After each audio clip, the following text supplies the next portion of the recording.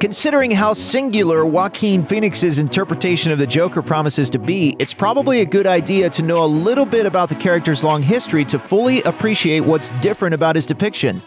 Here's everything you need to know before watching 2019's Joker.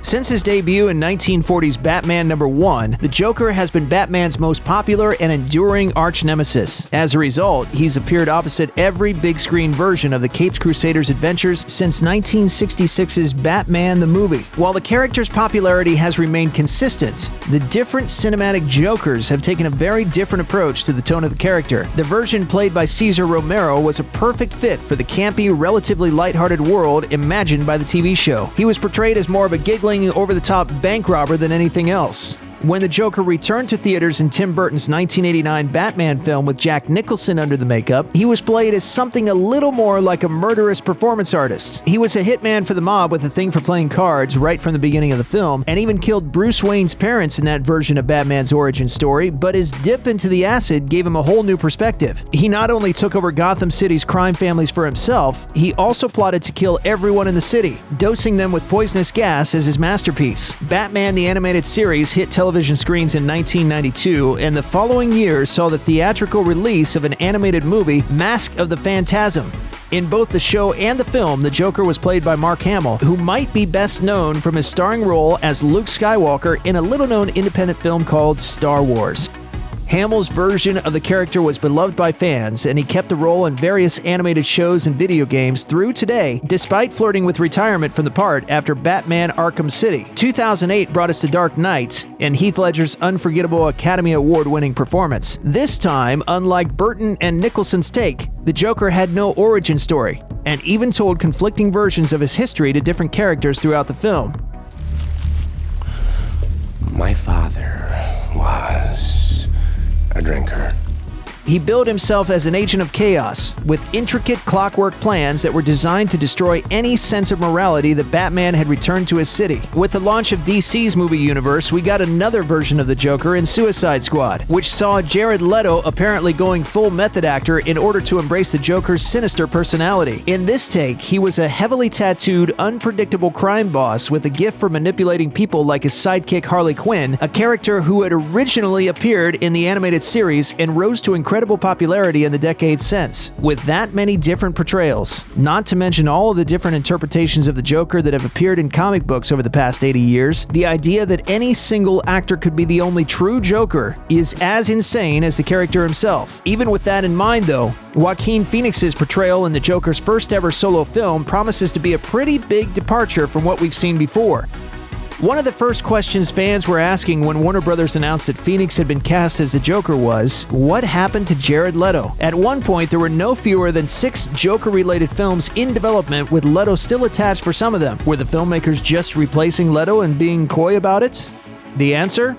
Leto's Joker and Phoenix's Joker aren't the same guy. The Joker of 2019 will not be part of the DC's movie universe. It's a standalone film and has nothing to do with Suicide Squad, 2017's Justice League, 2021's The Batman, or any other DC films. That actually may have something to do with why Phoenix accepted the lead in Joker. He came close to playing Doctor Strange, turned down the role of Superman's nemesis Lex Luthor, and auditioned for the part of the Red Skull in 2011's Captain America: The First Avenger, but never wound up appearing in any of those movies. The major difference between those roles and the role of Joker is that signing up for Lex or Strange would have obligated Phoenix to appear in other movies. With the new Joker film being billed as a standalone, character-driven drama rather than a franchise blockbuster, Phoenix can play the character without signing on for a sprawling series of superhero movies.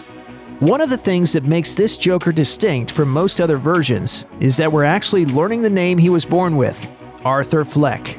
It isn't the first time a writer has given the Clown Prince of Crime a proper first and last name. In the Gotham TV series, the Joker is Jeremiah Valeska. In Tim Burton's Batman, Joker is known as Jack Napier, a suitably comic booky pun on jackanapes, another word for a fool. You are my #1 guy. In most other versions, including the comics canon and the award-winning version in The Dark Knight, however, the Joker goes unnamed. Even in Batman: The Killing Joke, a 1988 graphic novel by Alan Moore and Brian Bolland that includes the Joker origin story, in all of the flashbacks to Joker's past, we never learn so much as his first name. You are my number one guy.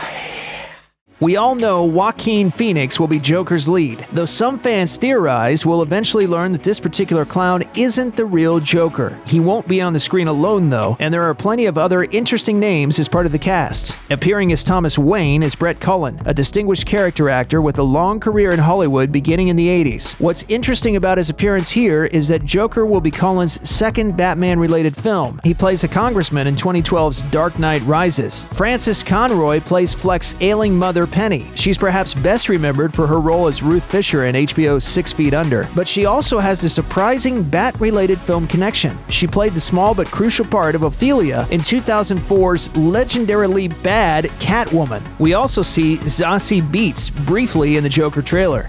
Fans will likely remember Beetz' performance as Domino in 2018's Deadpool 2, but in Joker she plays Sophie Dumond, a single mother and Fleck's love interest. One of the most interesting casting choices is that of Robert De Niro as talk show host Murray Franklin. Fans and critics are speculating Joker will in many ways be strongly influenced by Martin Scorsese's 1982 darkly satirical The King of Comedy.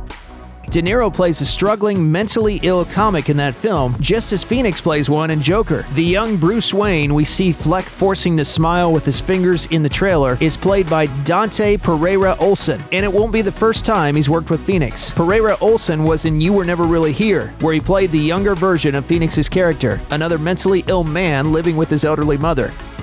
From what we've seen in the trailer, Joker doesn't seem like an adaptation of any single comic book story. However, there are glimmers of inspiration from specific comics, and at least one aspect of Joker is similar to one of the most influential Joker stories of all time.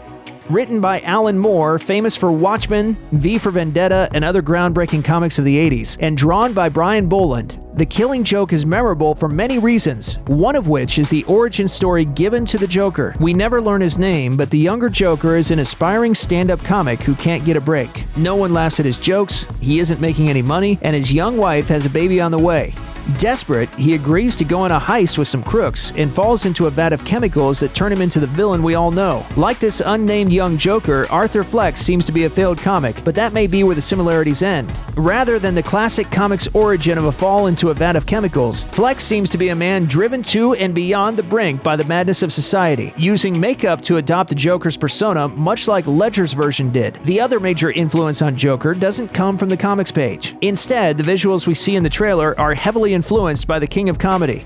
While it's not as well known as hits like Taxi Driver or Goodfellas, the 1983 collaboration between Martin Scorsese and Robert De Niro became a cult classic for its portrayal of a struggling comedian who develops a disturbing fixation on a Johnny Carson-esque talk show host. Mom! Take it easy. Lower it. I'm not gonna lower it. I have to do this now. De Niro stars as failing comic Rupert Pupkin, while Jerry Lewis plays the very successful Jerry Langford. While he doesn't dress up like a supervillain like Fleck, Pupkin is portrayed as being mentally ill, and the film ends with some ambiguity about whether or not the viewer is experiencing actual events or Pupkin's delusions. Joker is even set in the early 80s, just like the King of Comedy. The influence isn't just evident from the trailer, however. Scorsese himself was originally set to be executive producer for Joker, but left the project due to scheduling issues. Regardless, the final project seems to have his fingerprints all over it. Moviegoers expecting to see the Dark Knight showing up in Joker to face off with his nemesis are bound to be disappointed, but the film isn't entirely free of Batman. We're just seeing him long before he decides to dress up as a bat and spend his evenings fighting criminals. Given that we're getting a young Bruce Wayne and a prominent role for his dad, it's possible that Joker might include the murder that kicks off Batman's own origin story, but whether or not that will actually happen remains to be seen. It's clear, however, that no matter what happens to Thomas and Martha, their son will spend this film a long way from donning his familiar comic book costume. Joker is no superhero movie. Instead, the cast and director Todd Phillips have spoken of the movie as a far more intimate character piece and a study of mental illness rather than an action film about a killer clown squirting acid at cops out of flowers on his lapels surrounded by henchmen. It will, however, take place in Batman's fictional hometown of Gotham City, complete with some familiar landmarks. although it seems to be a more realistic one than what we might be used to. The trailer has a few shots outside and inside Arkham State Hospital, which is a much more real-world version of Arkham Asylum than we've seen in other Batman media. In the comics, cartoons, and video games, Arkham often appears as an impossible nightmare that looks like a gothic mansion that you would expect to show up in an old Dracula movie. The Arkham of Joker looks more like what you'd find in the real world. It's a state hospital rather than an asylum, a term that fell out of favor decades ago. Fleck appears to be walking there across the city streets, whereas in most portrayals it's out in the middle of the wilderness past imposing wrought iron gates. Phillips wants us to see Fleck in the same cold, sterile, uncaring bureaucracy the mentally ill have to navigate in our own world, rather than a place that looks like an immense haunted house with prison cells designed for crocodile men. Check out one of our newest videos right here. Plus, even more Looper videos about your favorite DC characters are coming soon. Subscribe to our YouTube channel and hit the bell so you don't miss a single one.